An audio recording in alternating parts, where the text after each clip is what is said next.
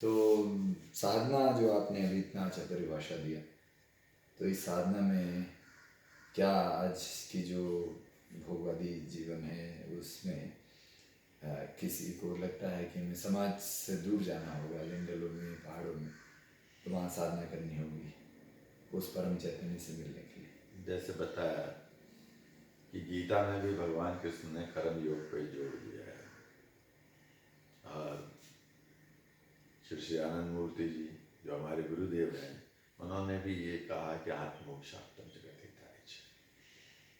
अगर आप खुद के मोक्ष के लिए चले जाते हैं परिवार छोड़ करके और बैठ जाते हैं, तो वो एक स्वार्थ की साधना होगी। आप अपने लिए कर रहे हैं, हालांकि उनकी तरंगें फैलती हैं, लेकिन मन में कल्याण भाव है तो।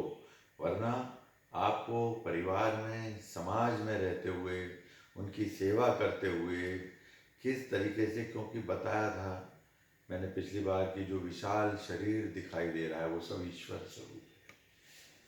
जो यूनिवर्स है वो परमात्मा का गॉड बॉडी है, परमात्मा का शरीर है पूरा ब्रह्मांड, और हम उनके सेल हैं।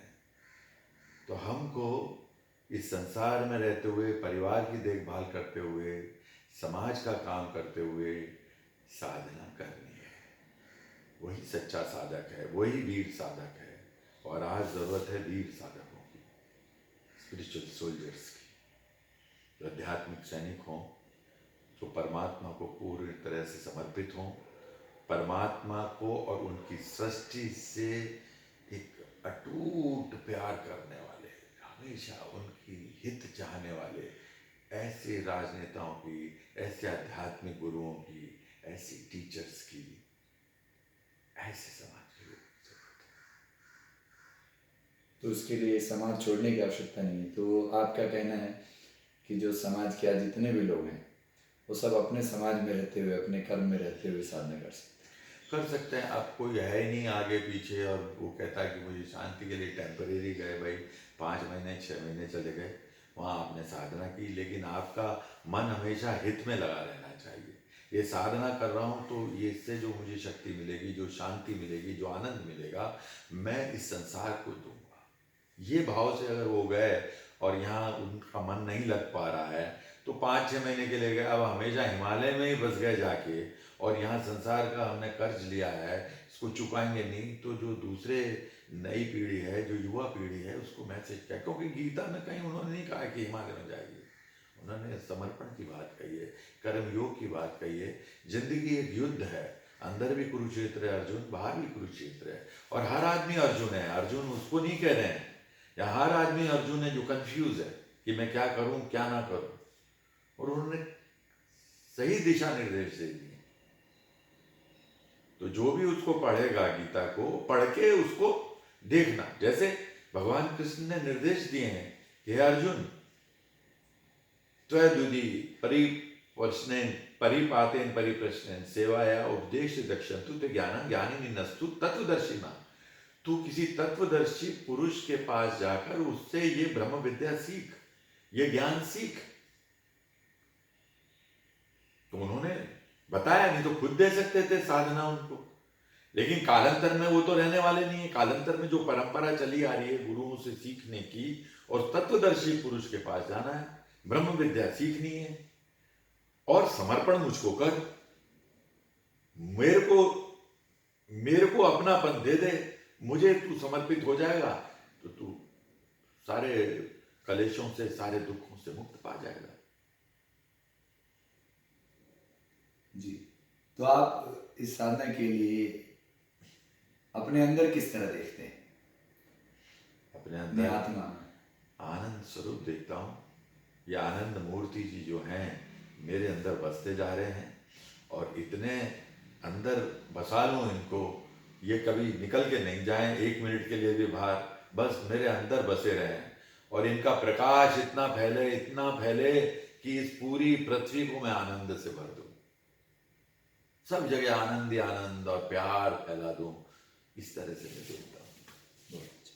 तो आज अगर कोई नास्तिक है तो उनको आ, किस तरह से साधना करने के लिए, अगर वो किसी भगवान, अनंत सत्ता, चैतन्य सत्ता पे विश्वास नहीं रखते, तो उस नास्तिक को कैसे मेडिटेशन ऐसा है, हर आदमी का कोई ना कोई रोल मॉडल होता है, कोई किताब होती है।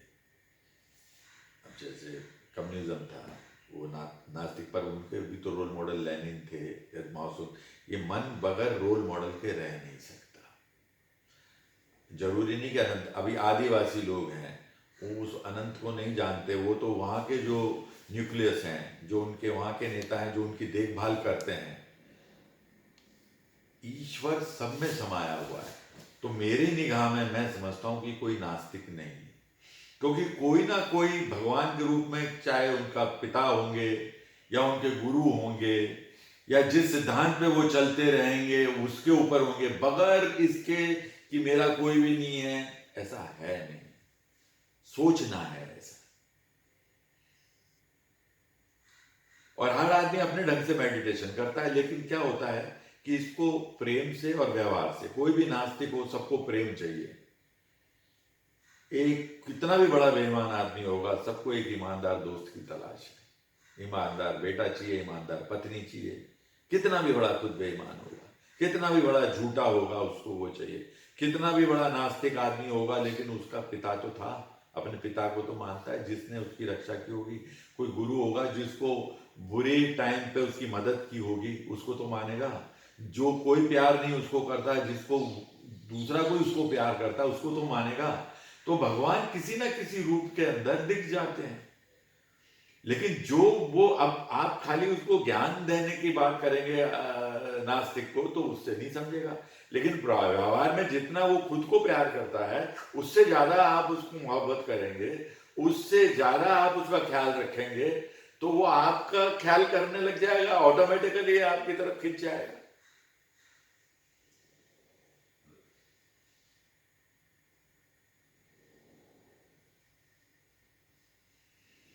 अब आप लगे पड़े हैं ज्ञान के तौर पे कि मेरा ज्ञान हूं, मैं परम ज्ञानी हूं, मेरे ज्ञान को तुम सुनो, मेरे ज्ञान को एडॉप्ट करो, तो कोई नहीं लेगा। सब यूं बोलेंगे कि भाई। उनके लिए फिर ये जो आध्यात्मिक साधना की कोई पद्धति की बात आपने इतनी देर से किया, तो उनकी साधना पद्धति फिर क्या होगी? उनकी साधना पद्धति यह है कि पहले उनको भाव में लाना पड़ेगा। उनकी साधना पद्धति कोई विशेष प्रकार से नहीं होगी। उनके साथ बैठें, उनके दुख सुख की बात करें, उनकी प्रॉब्लम की बात करें। वो कहीं ना कहीं नाराज है या निराश है, जिसको परमात्मा बोले कुछ नहीं है, क्योंकि उसके अंदर निराशा भरी हुई है। मतलब नास्तिक तो कोई है ही नहीं, तो उसके अंदर भगवान है ही, उसको सिर्फ समझना है कि भगवान कहाँ है। किस स्तर पे ला करके उसको करना है। आपने ऐसे ही अपने तौर पे कह दिया तो नहीं होगा। तो भगवान का समझ नहीं है, तो भगवान समझ जाएगा। भगवान सब जगह है ना, सब में है। हर आदमी का एक न्यूक्लियस अलग होता है। ये हमारे यहाँ लाइट आ रही है, हमारा 240 वोल्ट का है, तो इसका ट्रांसफॉर्मर अलग है। अब 1,32,000 की लाइन ही सीधी उसमें डाल दोगे तो फ्यूज उड़ जाएगा उसका। तो सबको आप डाल नहीं सकते ना ऐसा। सबकी वेवलेंथ अलग है, समझ अलग है। तो वो जो समझाने वाला है, जो साधक है, जो आप अपनी शिक्षा देना चाहते हैं, आचार्य है, तो उसको ये समझना होगा कि पात्र कैसा है। अब पात्र 100 ग्राम का है और आप उसमें 500 ग्राम दूध डाल देंगे तो क्या होगा?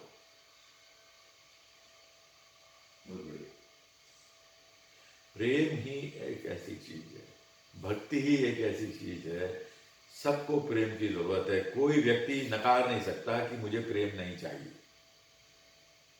और वैसे नास्तिक को समझाने के लिए हम ज्ञान से कहते हैं कि वो कहते हैं कि साहब साइंटिफिकली समझाओ तो विश्वस्य केंद्रम पुरुषोत्तम। ये जो स्ट्रक्चर बना है पूरे ब्रह्मांड का, इसका कोई ना कोई तो न्यूक्लियस होगा। हम कहते हैं भाई बगैर न्यूक्लियस से कोई स्ट्रक्चर रह सकता है क्या? नहीं। तो वो जो परम न्यूक्लियस है, हमारे अनुसार वो जनरेटर, ऑपरेटर, डिस्ट्रॉयर, वो गॉड, वो पुरुषोत्तम जो सारे ब्रह्मांड को चला रहा है, जो न्यूक्लियस है, वो हमारे अनुसार गॉड है, वो परमात्मा है।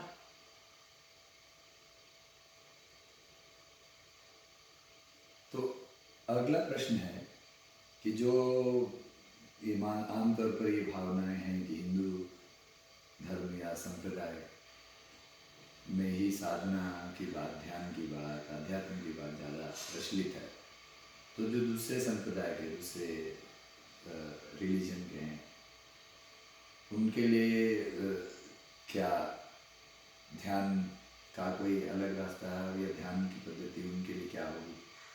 ऐसा है कि ये मनुष्य मात्र के लिए है। गीता जो हमारा सनातन धर्म है वो पूरे मनुष्य जाति के लिए है। इसमें कोई संप्रदाय की बात नहीं है। जिसको भी मोहब्बत करनी है उसको तरीका चाहिए समझाने का। आज के परिप्रेक्ष्य में एक मानव जाति के निर्माण की जरूरत है। दुनिया इतनी छोटी हो गई है कि हम डिविसिव टेंडेंसीज में जी रहे हैं। एक कंपार्टमेंट में अलग अलग जाति। एक मनुष्य जाति के लिए मेडिटेशन, हर कौन नहीं चाहता कि उसको कॉन्फिडेंस आए, कौन नहीं चाहता कि उसको विल पावर आए, कौन नहीं चाहता कि उसके अंदर इमोशनल बैलेंस नहीं रहे। ये कौन व्यक्ति नहीं चाहता? डिस्क्रिमिनेशन पावर किसको नहीं चाहिए? आपको प्रेम और शक्ति जिससे मिलती हो तो वो आदमी लेगा हमेशा। तो आपको इसके लिए कोई जाति या मुल्क ये नहीं है। और आज की तारीख में तो मैंने जैसे पहले बताया भी था आपको कि जो साउंड और इमेज इतनी आ गई है और पूरा विश्व योग की तरफ भाग रहा है, पूरे भटकन है। जैसे उनके यहाँ टेक्नोलॉजी अच्छी है तो हम लेते हैं कि नहीं उनकी टेक्नोलॉजी, लेकिन परमात्मा ने सबको अपनी अपनी कृपा बरसाई है। पृथ्वी में जितने भी लोग हैं सब उसके बच्चे हैं। तो ये नहीं कि खाली कृपा हमारे देश पे ही रहेगी, हिंदुस्तान पे रहेगी। उनको टेक्नोलॉजी दी है तो हमारे यहाँ देव मानव बनाने की प्रक्रिया, मेडिटेशन की प्रक्रिया दी है, लेकिन है सब मनुष्य जाति के कल्याण के लिए। तो आपने जो दो प्रेरणा आपके हैं, आपके गुरुदेव जो आपने कहा श्री श्यानंद मूर्ति जी, और आपके ताऊ जी श्री डॉक्टर पंडित दीनदयाल उपाध्याय जी, इनकी एकात्मनातवाद, और आपने कहा श्री श्यानंद मूर्ति जी की नवमनतवाद, दोनों एक ही है। और उसके अनुसार आपने कहा कि मानव का धर्म एक ही है। आप उसमें श्री श्यानंद मूर्ति जी की नारा जो है मानव एक है, मानव का धर्म एक है। और आपने शपथ भी जो है, हम अंत में चाहेंगे कि आप शपथ भी से समाप्त करें। तो शपथ भी आपका एकात्मनातवाद, आनंद मूर्ति जी की पूरी विचारधारा उस शपथ में दिखती है कि पूरा विश्व एक परिवार है, जो भगवान कृष्ण ने वसुधैव कुटुंबकम का कहा। तो यह कैसे आज लोगों के मन में यह बताया जाएगा कि मानव का धर्म एक है? अभी धर्म के नाम पे तो अलग अलग धर्म है, और धर्म को समझते नहीं है कि ये धर्म एक ही है। कैसे उन्हें समझाया जाएगा कि धर्म क्या है? फिर आपके हिसाब से धर्म क्या है? धर्म स्वाभाविक गुण से है।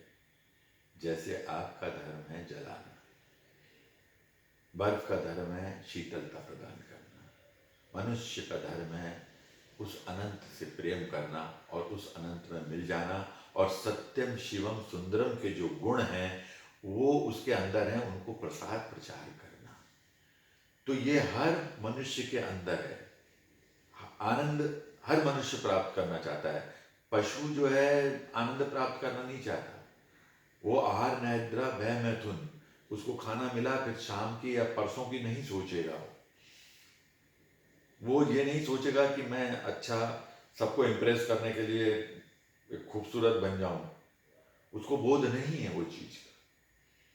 तो हमारे अंदर जो धर्म छुपा हुआ है, हम सुंदरता देखना पसंद करते हैं। जैसे रोगी चेहरा हम देखना, हम एक प्रार्थना कर, जो हमारा श्लोक भी है जो सनातन धर्म से है, सर्वे सुखिनः भवन्तु सर्वे सन्तु निरामया सर्वे भद्राणि पश्यन्तु मा कश्चित् दुःखमाप्नुयात्। विश्व में सबका कल्याण हो, सभी रोग मुक्त हो, सभी शांति में हो, सभी आनंद में हो। ये क्या है? इसमें हमारा धर्म छुपा हुआ है कि सभी रोग मुक्त हों, क्योंकि मैं रोग देखना नहीं चाहता। चारों तरफ मेरे घर में रोग, बाहर रोग, पड़ोसी में रोग, देश में रोग, पूरी पृथ्वी में रोग हो, तो क्या मैं ऐसी दुनिया में रह सकता हूं? मैं खुद संपन्न हूं, परमात्मा ने मुझे करोड़ों रुपया दिया है, लेकिन सब निर्धन है। मेरे अड़ोस पड़ोस में चारों तरफ झोंपड़े हैं, देश में झोंपड़े ही झोंपड़े हैं, गरीबी है, पूरे फ्लैट में भुखमरी है। क्या मैं ऐसी दुनिया में रह सकता हूं? मेरी चाहत तो है खूबसूरती देखने की, चाहत है हंसते हुए चेहरे देखने की, चाहत है निरोग चेहरे देखने की। ये मेरा धर्म है कि मैं उस आत्मा की आवाज को सुनूं कि मैं किसी को जब मैं निरोग देखना पसंद करता हूं तो मेरे सामर्थ्य और शक्ति से सबको निरोग बनाऊं, सबके जीवन में फूल कैसे खिलाऊं, सबको कैसे हंसाऊं, सबको कैसे निर्धनता से उनको धन्य धान्य से कर दूं।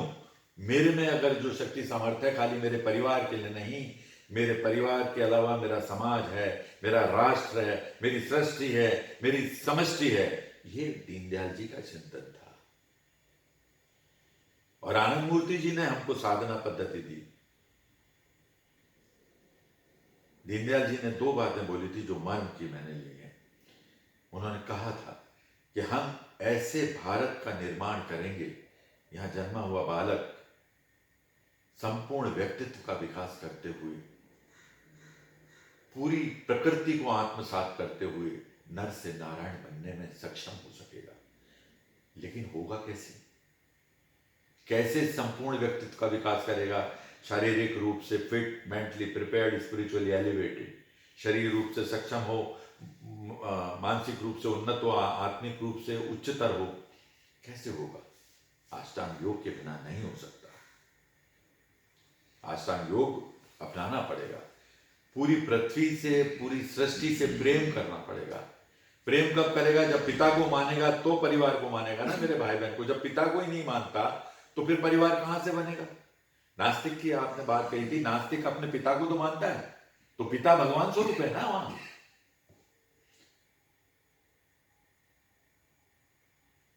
वो जो चीज है ये हमारे धर्म के अंदर छुपी हुई है। ये मनुष्य का धर्म है, चाहे मुस्लिम हो, चाहे सिख हो, चाहे ईसाई हो, अमेरिकन हो, चाइनीज हो, सबको आनंद चाहिए। सबको ये चाहिए कि कोई मेरे साथ ईमानदारी से रहे, मेरे साथ सच्चाई के साथ रहे, चाहे मेरी पत्नी हो, चाहे मेरा दोस्त हो, मेरा हित सोचे, मेरा कल्याण सोचे। ये धर्म मतलब मानवीयता, ये मानवीयता है जिसको हम इंसानियत बोलते हैं, मानवता बोलते हैं। इस गुणों को सबके हृदय में, सबके मस्तिष्क में रोपण करने की जरूरत है। लेकिन इसके लिए क्या चाहिए? आचार्य चाहिए, आइडियोलॉजी चाहिए, उनको ट्रेनिंग चाहिए, फिर वो जाएंगे। जनरेटर तो है, लेकिन अगर वो पोल नहीं है, वो लाइटिंग सिस्टम नहीं है, तो कैसे आप प्रकाश फैलाएंगे पूरी दुनिया के अंदर? ये काम आनंद मूर्ति जी ने संगठन बना करके किया है। आचार्यों की फौज तैयार की है, आइडियोलॉजिकल कैडर तैयार किया है, और पूरे विश्व में इस सनातन धर्म का प्रचार हो रहा है। सनातन धर्म सबका है। सनातन धर्म हिंदू का, मुस्लिम का नहीं है।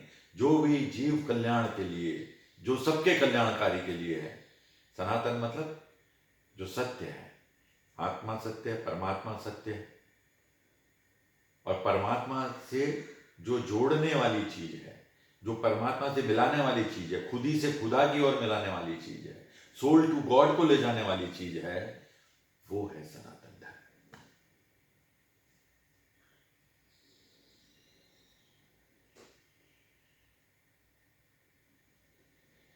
तो आगे बढ़ते हैं। तो आज की जो आधुनिक समाज है उसमें परिवार व्यवस्था में जॉइंट फैमिली सिस्टम टूट रही है, लोग सिंगल रहने लगे हैं, छोटी परिवार हो रही है। क्या ये जो तनाव का बहुत बड़ा कारण है, इसे दूर करने के लिए क्या तरीका है आपके साधना पद्धति में, ध्यान में?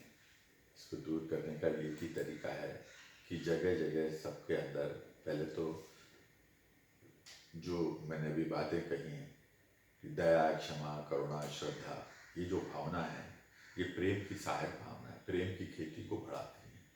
इन भावनाओं को पनपाने का है। न्यूक्लियर फैमिली तो होगी, क्योंकि क्या था, पहले गांव में ही जीवन व्यापन होता था, क्योंकि विज्ञान, संचार के साधन नहीं थे। अब कारें आ गई हैं, मोटरसाइकिल आ गई हैं, विमान आ गए हैं, आदमी इधर उधर से ज़्यादा माइग्रेट कर सकता है। तो माइग्रेट करने के लिए जब इधर से उधर जाता है, रोजगार से निकल कर, जब पहले 4 भाई थे, एक भाई गांव में रह गया, 3 भाई, एक चेन्नई चला गया, एक अमेरिका चला गया, तो न्यूक्लियर फैमिली बनना स्वाभाविक है रोजगार के हिसाब से। और जब वहाँ न्यूक्लियर फैमिली रहेगी और सारी दुनिया की डिमांड अलग होगी, बच्चे की अपनी एक अलग डिमांड है, पत्नी की एक अलग डिमांड है, पति की एक अलग डिमांड है, 3-4 प्राणी अगर घर में रहते हैं, सबके अपने अपने ड्रीम्स हैं, उनको ड्रीम्स को फुलफिल करना है, और आदमी के ऊपर खर्च बढ़ गया। जैसे पहले क्या था, पहले कोई इंजीनियर लगा, आज से 35-40 साल पहले की बात बता रहा हूँ, तो कोई वो जब कोई मकान लेता था, किसी शहर में जाता था, तो एक पलंग ले लेता था, एक मटका रख लिया, क्योंकि फ्रिज वगैरह भी 40 साल 45 साल 70 की मैं बात बता रहा हूँ, तो एक अपना काम चल जाता था। लेकिन आज लेगा तो जब विज्ञान चीज़ें लाता है, उनकी सुविधाएं लाता है, तो उसका खर्च भी बढ़ता है। और खर्च के साथ साथ आजकल ये हो गया कि ब्रांडिंग और हो गई है, कौन सी शर्ट पहनते हैं आप, कौन सी गाड़ी आपके पास है, कौन सा फ़ोन आपके पास है, इसका कंपटीशन लग गया है।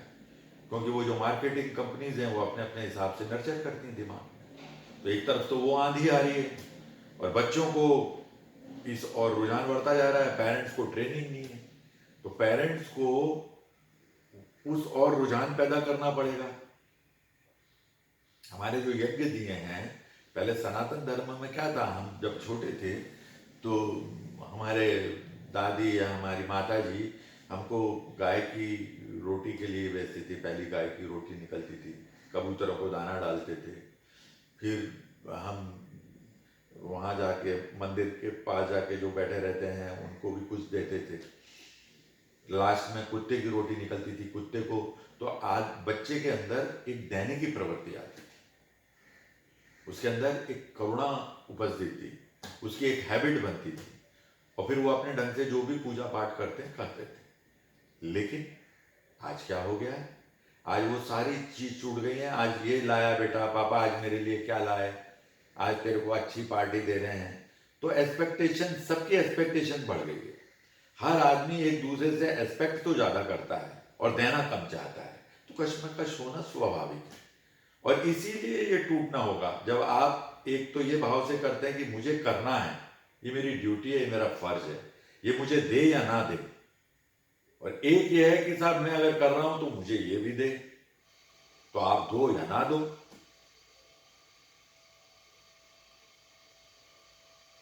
तो यहां इसको तोड़ने के लिए वापस जो पेरेंट्स ट्रेनिंग की जरूरत है, टीचर्स ट्रेनिंग की जरूरत है, वो यम नियम उनको बताने की जरूरत है।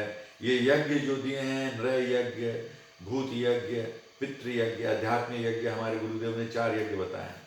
आदमी कहता है कि भाई नृ यज्ञ में क्या है, विप्रोचित सेवा है, कि आप अपने मन से, इंटेलेक्चुअल से, अपने ज्ञान से, आपके पास पैसा नहीं है तो ज्ञान से सेवा देने की भाव होना चाहिए।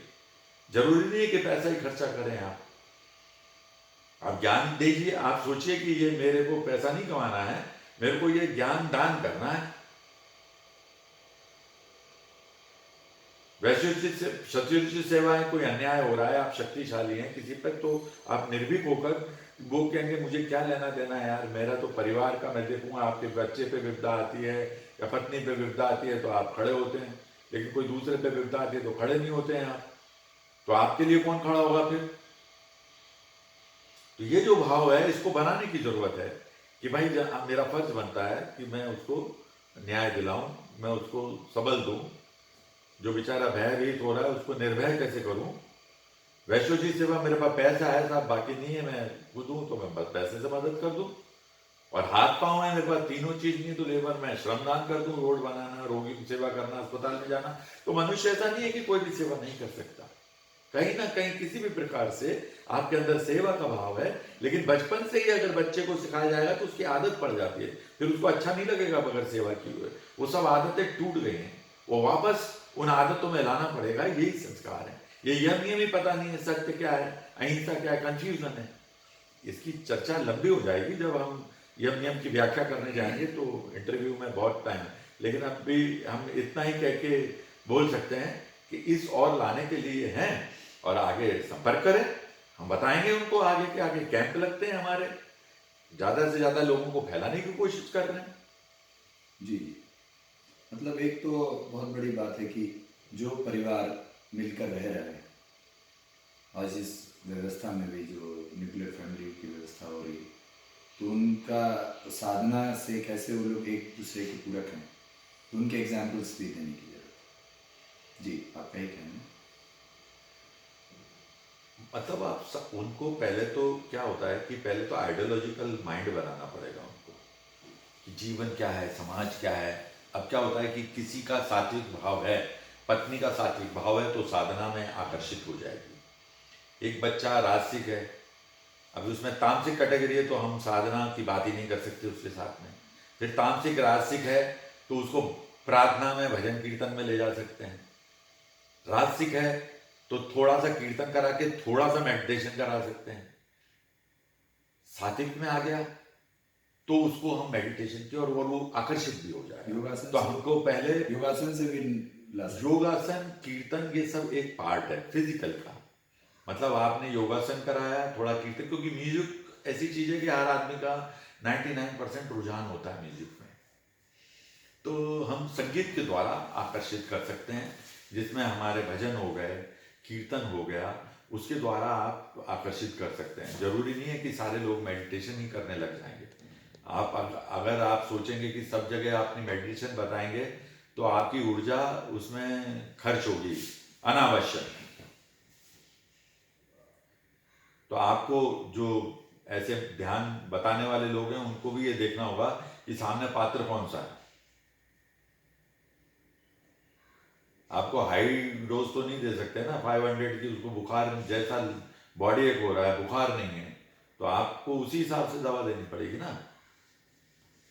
अभी 3 प्रश्न हमें उपचार से, अंतिम 3 प्रश्न कि आप जो मानसिक रोग होते हैं उसके बारे में ये धारणा है कि मेडिटेशन बहुत हेल्प करता है, तो और योगासन, मेडिटेशन, प्राणायाम सभी, तो यह इस पर कोई रिसर्च है या इसके बारे में क्या प्रयोग हो सकता है? प्रश्न ये है कि जो मानसिक है, अभी जैसे मानसिक रोगी है, मेडिटेशन तो समझ में आएगा नहीं उसको कुछ भी।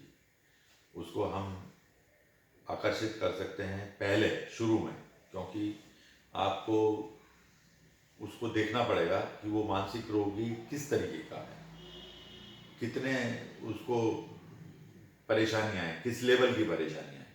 जब तक वो अंडरस्टैंड किए बिना आप करेंगे तो सबको एक साथ तो नहीं कर सकते ना हम लोग। कोई डिप्रेशन में है तो पहले उसके डिप्रेशन को दूर करने के लिए अचानक ध्यान नहीं करेगा।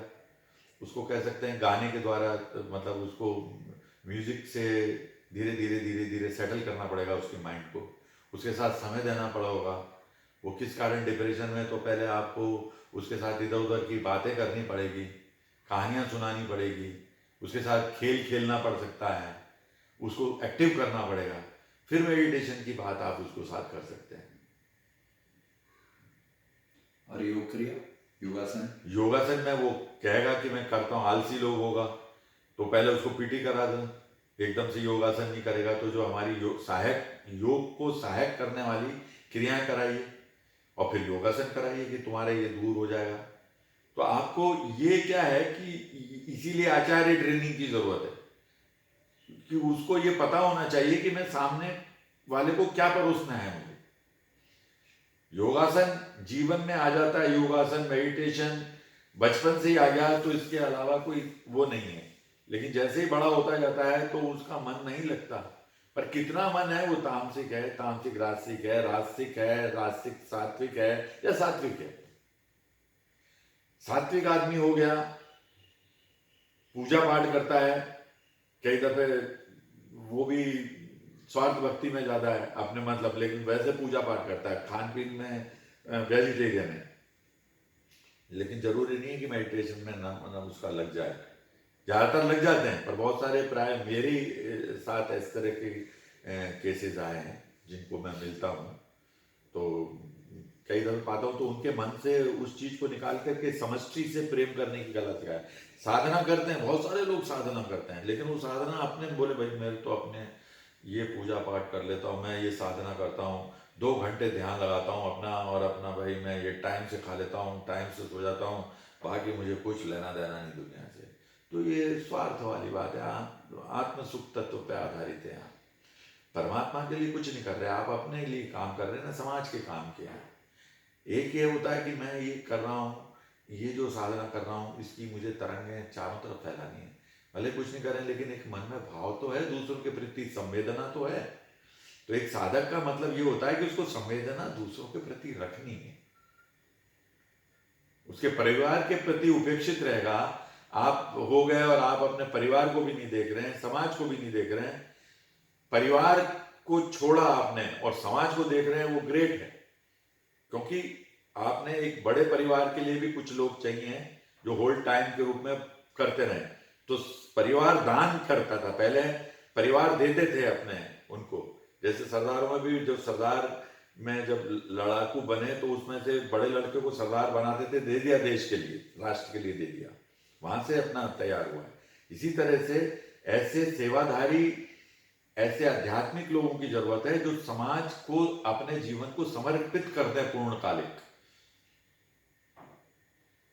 जैसे गुरुदेव ने बताया कि भाई घर में और दूसरे कमाने वाले हैं, घर की जिम्मेदारी पूरी होती है, पत्नी से परमिशन लेके आप पूर्णकालिक रूप में आ सकते हैं, लेकिन वहां भी तो समाज का काम करना है। वहां ये नहीं है कि आप अपने भजन कीर्तन कर रहे हैं बस, लेकिन मुझे दुनिया से लेना देना नहीं, मैं खुद का आनंद प्राप्त करना चाहता हूँ।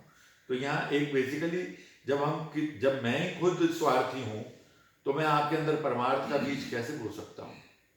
आपको वाइब्रेशन आ जाएगी थोड़े दिन में, मेरे प्रवचन से आप अट्रैक्ट हो सकते हैं थोड़े टाइम के लिए, लेकिन 15 दिन मेरे साथ रहेंगे तो आपको फिर स्मेल आने शुरू हो जाएगी, नेचर से आएगी कि नहीं आएगी?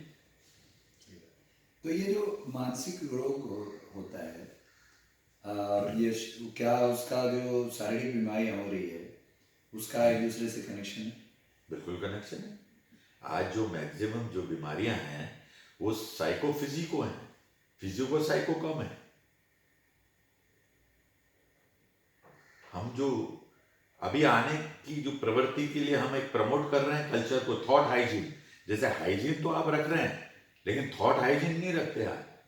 मैं कुछ भी सोचता रहता हूँ, किसी के बारे में गलत सोचता हूँ, किसी ने ऐसा कर दिया तो उसको ऐसा कर दूंगा, कर नहीं पा रहे हैं क्योंकि आप करेंगे तो कानून से पकड़े जाएंगे, कुछ कर देंगे, चोरी कर लूँ, मैं ये कर लूँ। मन में भी सोचना जो होता है, इसका आपके हर भाव का ग्लैंड सिक्रेशन करती है। जब आप नकारात्मक भाव में रहते हैं तो टॉक्सिन्स रिलीज होते हैं, विष रिलीज करती हैं हार्मोन्स के रूप में, ये आपकी ग्लैंड्स, ग्रंथियां। और जब आप सकारात्मक भाव में हैं, करुणा में हैं, दया में हैं, क्षमा है, तो अमृत रिलीज होता है, नेक्टर रिलीज होता है। वो आपके एंटीबॉडीज को मजबूत करते हैं, आपके नर्वस सिस्टम्स को एक हार्मोनी प्रदान करते हैं और आपके अंदर शांति और आनंद का एक रास्ता प्रशस्त होता है। तो ये भी एक मेडिटेशन की एक सहायक भावना है, जिसमें आप खाली बैठे हैं तो बुरा ना सोचें किसी के बारे में, कल्याणकारी भाव लें, अच्छा भाव लें, इसको कहते हैं थॉट हाइजीन। तो हम आज आने वाले कल में इस चीज को भी प्रमोट कर रहे हैं, क्योंकि मेडिटेशन के पहले आदमी को ये मूड में लाना पड़ेगा, ये मोड में उसके दिमाग को लाना पड़ेगा कि नहीं यार, मैं कम से कम कर नहीं पा रहा हूं तो बुरा ना सोचूं, अच्छा नहीं कर पा रहा हूं तो बुरा तो नहीं सोचूं, पहले वहां तो लेके आए, क्योंकि खड्डा भरेंगे तो पहले लेवल पे तो आए। तो आज ये है कि ज्यादातर लोग सोचते कुछ हैं, बोलते कुछ हैं, करते कुछ हैं, तीन व्यक्ति अंदर में हैं, उनके एडजस्टमेंट हो नहीं पाते, उनका संतुलन नहीं है, सामंजस्य नहीं है, इसके लिए उनका मन तनाव में रहता है।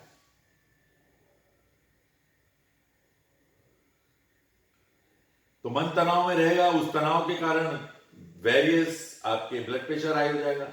आप क्रोधित हैं तो बहुत ज्यादा क्रोध करने लग गए तो अपने आप हो जाएगा, ईर्ष्यालु हैं तो आपको अल्सर, बहुत सारी बीमारियां दूसरी हो जाएंगी, घृणा करते हैं तो अलग किस्म की बीमारी हो जाएगी।